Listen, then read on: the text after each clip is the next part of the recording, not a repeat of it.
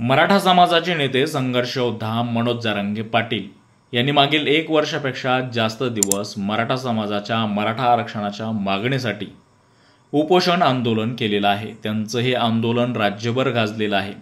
त्यांनी सरकारला देखील धारेवर धरलेलं आहे। मराठा समाजाच्या मागण्या पूर्ण होईपर्यंत हा लढा सुरू होईल असं देखील सरकारला सांगितलेलं आहे। मनोज जरांगे पाटील यांची तब्येत खालवली होती, त्यामुळे सराटे अंतरवाली या ठिकाणचं त्यांचं 6वं उपोषण 9व्या दिवशी सोडण्यात आलं होतं। मनोज जरांगे पाटील यांची तब्येत खालवलेली आहे, त्यांनी उपचार घ्यावेत, हे उपोषण मागे घ्यावे अशी मागणी समाजाच्या वतीनं मराठा बांधवांच्या वतीनं केली जात होती। त्यानंतर मनोज जरांगे पाटील यांनी हा निर्णय घेतला आणि छत्रपती संभाजीनगर या ठिकाणी उपचार घ्यायला सुरुवात केली। मनोज जरांगे पाटलाच्या लढ्यामुळे महाराष्ट्रातील मराठा समाजाला मोठं यश मिळालेलं आहे। आतापर्यंत जवळपास 1.5 कोटी मराठा समाजाला कुणबी प्रमाणपत्र मिळालं असल्याचं देखील जाहीर करण्यात आलेलं आहे। मनोज जरांगे पाटील यांची तब्येत आता ठणठणीत आहे, त्यांनी उपचार घेतलेले आहेत। त्यानंतर आज ते सराटी अंतरवाली या ठिकाणी दाखल झालेले आहेत। त्यानंतर त्यांनी पत्रकार परिषद घेतली। या पत्रकार परिषदेमध्ये त्यांनी महत्त्वाच्या मुद्द्यावरती चर्चा केलेली आहे। त्यापैकी म्हणजे संपूर्ण महाराष्ट्राचं लक्ष लागलेल्या मनोज जरांगे पाटील यांची राजकीय भूमिका काय असणार आहे या मुद्द्यावरती त्यांनी चर्चा केलेली आहे। आपण तेच या व्हिडिओच्या माध्यमातून जाणून घेणार आहोत। मनोज जरांगे पाटील यांनी मागील 1 वर्षापासून मराठा आरक्षणासाठी तीव्र लढा या ठिकाणी लढलेला आहे। त्यांच्या पाठीशी संपूर्ण मराठा समाज उभा आहे। मनोज जरांगे पाटील आवाज देतील त्या ठिकाणी मराठा समाज जमा होतो। त्याचबरोबर मराठा समाजाला एक विश्वासू नेता मिळाला आहे अशी भावना मराठा समाजामधून व्यक्त केली जात आहे। आता लोकसभेला देखील आपण मनोज जरांगे पाटील यांचा फॅक्टर बघितला आणि जे मराठा समाजाला मनोज जरांगे पाटील ते सांगतील तेच मराठा समाजानं केलं आहे असं देखील सांगितलं जात आहे। त्यामुळं भाजप आणि शिंदे सरकारला लोकसभेमध्ये मोठा फटका बसला होता। आता विधानसभा तोंडावरती आहे आणि विधानसभेला देखील मनोज जरांगे पाटील यांचा फॅक्टर चालणार आहे आणि त्यामुळं या सरकारला पुन्हा धक्का बसतो की काय याची धास्ती सरकारला लागलेली आहे।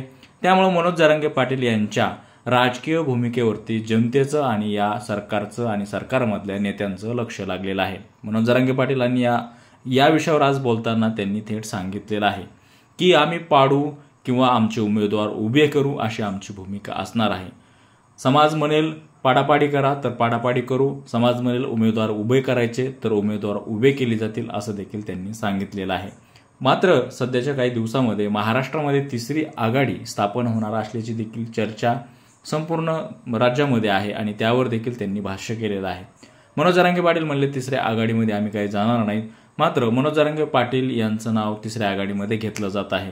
जसे की छत्रपती संभाजी महाराज असतील, राजू शेट्टी असतील, त्याचबरोबर बच्चू कडू असतील, राजनाथ आंबेडकर असतील, त्यापैकी मनोज जरांगे पाटील यांचं देखील नाव घेतलं जात आहे। त्यामुळे मनोज जरांगे पाटील हे 3ऱ्या आघाडीमध्ये जाणार आहेत का असा प्रश्न सगळ्यांना पडलेला होता। मात्र आज त्यांनी पत्रकार परिषदेमध्ये सांगितलेलं आहे की आम्ही कुठल्याही 3ऱ्या आघाडीमध्ये जाणार नाही। ते आमच्यापर्यंत आले, ठीक आहे, यायला पाहिजे, बोललं पाहिजे, ते त्यांचं मत आहे, त्यांनी व्यक्त केलेलं आहे। मात्र आमची कुठलीही मराठा समाजाची आणि माझी भूमिका 3ऱ्या आघाडीमध्ये जाण्याची नाही असं त्यांनी स्पष्ट सांगितलेलं आहे। मनोज जरांगे पाटील यांचा लढा गोरगरीब मराठा समाजासाठी आहे। त्यामुळं गोरगरीब मराठा समाजातले असतील, त्याचबरोबर इतर समाजातले लोक असतील, ते देखील निवडून आले पाहिजे। गोरगरिबांच्या मुलांना देखील संधी मिळायला पाहिजे। ते देखील मराठा आरक्षणाचा प्रश्न असेल, शेतकऱ्याचे प्रश्न असतील, त्या प्रश्नावरती त्या ठिकाणी आवाज उठवतील आणि हे प्रश्न सोडवण्यासाठी प्रयत्न करतील असा विश्वास या ठिकाणी मनोज जरांगे पाटील यांनी व्यक्त केलेला आहे। मनोज जरांगे पाटील पुढे बोलताना म्हणतात की प्रस्थापितांच्या विरोधामध्ये विस्थापित चेहरे समोर आले पाहिजे, त्यांना देखील संधी मिळायला पाहिजे।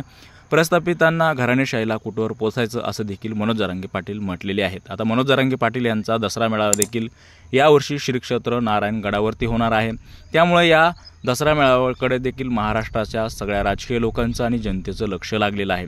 मोठ्या संख्येने मराठा समाज त्या ठिकाणी येणार असून जवळपास 300 पेक्षा जास्त एकरवरती या मेळाव्याची तयारी केली जात आहे। मनोज जरांगे पाटील हे मराठा समाजाला संबोधित करणार आहेत आणि राजकीय काय भूमिका मांडणार आहेत त्याच्याकडे सर्व महाराष्ट्राचं लक्ष लागल्यामुळं हा मेळावा मोठा होणार आहे। महाराष्ट्रात दसरा मेळाव्याची मोठी परंपरा आहे। बीड जिल्ह्यामध्ये नारायणगडावर आता हा दसरा मेळावा पार पडणार आहे। मराठा समाज लाखोच्या संख्येने येणार असल्याचं सांगितलं जात आहे। त्याची तयारी देखील मोठ्या प्रमाणामध्ये सुरू आहे।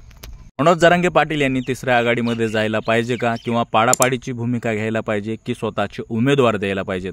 आपल्याला या प्रश्नाशी काय वाटतंय आमच्या कमेंट बॉक्समध्ये नक्की कळवा. आमचे असेच नवनवीन व्हिडिओ पाहण्यासाठी आणि ताज्या अपडेट्स जाणून घेण्यासाठी आमच्या चॅनलला शेअर, लाईक, सबस्क्राईब नक्की करा. धन्यवाद.